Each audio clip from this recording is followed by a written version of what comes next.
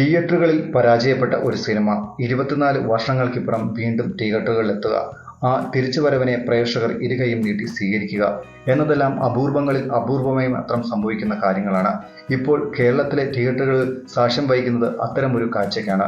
24 വർഷങ്ങൾക്ക് ശേഷം ദേവദൂതൻ എന്ന സിനിമ റിലീസ് ചെയ്തപ്പോൾ മികച്ച സ്വീകാര്യതയാണ് തിയേറ്ററുകളിൽ നിന്ന് ചിത്രത്തിന് ലഭിക്കുന്നത്. ഇപ്പോഴത്തെ ആ സ്വീകാര്യതയ്ക്ക് പ്രേക്ഷകർ നൽകിയ വിജയത്തിന് നന്ദി പറഞ്ഞ് എത്തിയിരിക്കുകയാണ് നടൻ മോഹൻലാൽ. നീണ്ട 24 വർഷങ്ങൾക്കിപ്പുറമുള്ള ദേവദൂതന്റെ തിരിച്ചുവരവിന് നിങ്ങൾ നൽകിയ വരവേൽപ്പിന്, സമാനതകളില്ലാത്ത ചരിത്ര വിജയം സമ്മാനിച്ചതിന് എൻ്റെ ഹൃദയം നിറഞ്ഞ സ്നേഹം, നന്ദി. അതിവിസ്മയകരമായ ഒരു തിയേറ്റർ അനുഭവം സാധ്യമാക്കിയ ദേവദൂതന്റെ അണിയറ ശില്പികൾക്ക് എൻ്റെ അഭിനന്ദനങ്ങൾ എന്നാണ് മോഹൻലാൽ പറഞ്ഞത്. ശബ്ദമിശ്രണത്തിൽ മികവ് വരുത്തിയും സിനിമയിലെ ചില ഭാഗങ്ങൾ വെട്ടി 34 മിനിറ്റാക്കി ചുരുക്കിയുമൊക്കെ മാറ്റങ്ങൾ വരുത്തി പുതിയ സിനിമ പോലെ തന്നെയാണ് ദേവദൂതൻ രണ്ടാമതും റിലീസ് ചെയ്തിരിക്കുന്നത്. ഒരു ഹോളിവുഡ് സിനിമ കാണുന്ന പ്രതീതി നൽകി എന്നാണ് ചിത്രത്തിന്റെ സംഗീതം നിർവഹിച്ച വിദ്യാസാഗർ സിനിമ കണ്ടതിന് ശേഷം അഭിപ്രായപ്പെട്ടത്.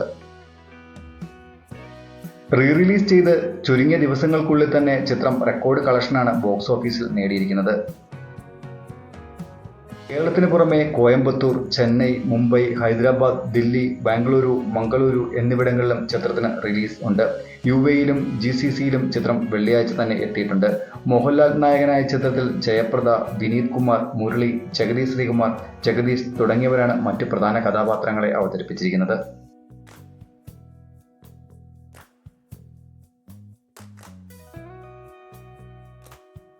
ദേവദൂതൻ എന്ന ഈ ചിത്രത്തെ പറ്റിയുള്ള നിങ്ങളുടെ അഭിപ്രായങ്ങൾ കമന്റ് ചെയ്യാൻ മറക്കല്ലേ. ഈ വീഡിയോ ഇഷ്ടമായാൽ ലൈക്ക് ചെയ്യാനും ചാനൽ സബ്സ്ക്രൈബ് ചെയ്യാനും മറക്കില്ലല്ലോ. മറ്റൊരു വീഡിയോയുമായി വീണ്ടും കാണാം. നന്ദി.